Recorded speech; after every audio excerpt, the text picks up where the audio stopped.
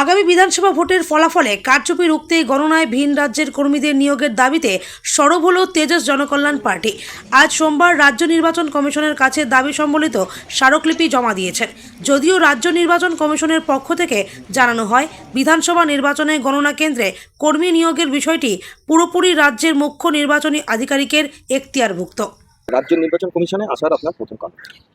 দেখুন, আমি বারংবার বলেছি যে আসল ঝামেলাটা ভোটের কেন্দ্রে, ভোটদান কেন্দ্রে হয় না, হচ্ছে যেখানে কাউন্টিং হয়, যেখানে গণনা কেন্দ্রে। কারণ রাজ্য সরকারের বিভিন্ন জায়গায় যারা চাকরি যারা কর্মরত, সেখান থেকে যাদেরকে নিয়ে আসা হয় কাউন্টিংয়ের সময়, তাদেরকে দিয়ে এই ধরনের একটা কুকর্ম করানো হয় যে এন্টায়ার চক্রান্ত, মানুষ এক ধরনের ভোট দিচ্ছে, তার রেজাল্ট একরকম আসছে।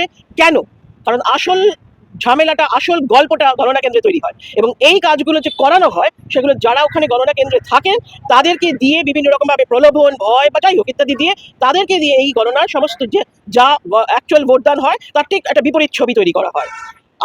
আমাদের এখানে আসার মেইন কারণটা হচ্ছে যে আমরা স্টেট ইলেকশন কমিশনের দ্বারা চাই যে তারা একটা স্টেট ইলেকশন কমিশনকে রিকোয়েস্ট করা যে আপনারা রেকমেন্ড করুন to the ECI, election commission of India, যাতে করে এক্সটার্নাল টেলার্স আমাদের কাউন্টিং এর সময় এখানে আনানো যায়।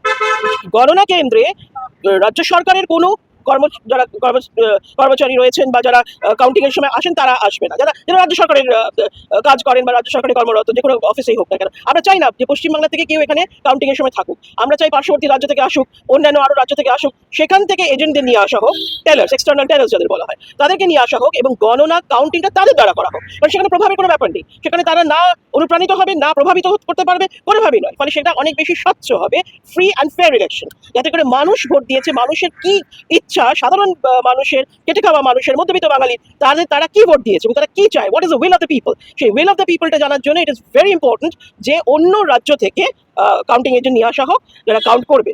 এটা গেল একটা ব্যাপার। আর দ্বিতীয়ত হচ্ছে যে ভিভিপ্যাটগুলোকে সংরক্ষিত করে রাখা, ঠিক যেমন ভোটদানের পরে মেশিনগুলোকে যেরকমভাবে স্ট্রং রুমে নিয়ে যাওয়া হচ্ছে, ভিভিপ্যাটগুলোকেও সেরকমভাবে নিয়ে যাওয়া, যাতে করে ভবিষ্যতে যখন কাউন্টিং সময় তখন যাতে ভিভিপ্যাট এবং ভিভিএম মেশিনের যে ফলাফল এই দুটো যেন ট্যালি করা হয়, যাতে করে কোথাও কোনো রকম কোনো ডিসক্রিপেন্সি না থাকে।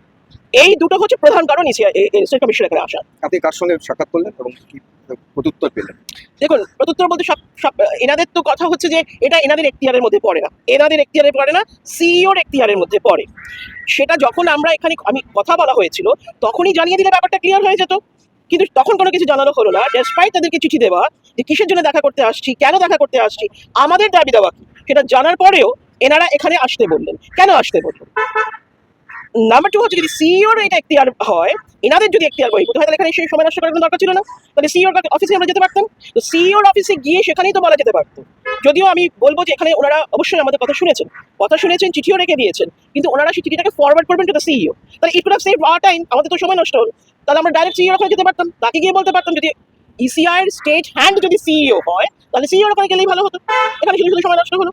বাট এনিওয়ে, তবুও ওনারা রেখে দিয়েছেন, ওনারা ফরওয়ার্ড করবেন। আমি আশা করি তাদের যদি কোনো কাজ হয়, তবে আমরা ডেফিনেটলি খুব তৎপরতার সাথেই সিইওর সাথেও দেখা করব এবং সিইওকেও সেই একই চিঠি দেবো এবং একই আর্জি রাখবো।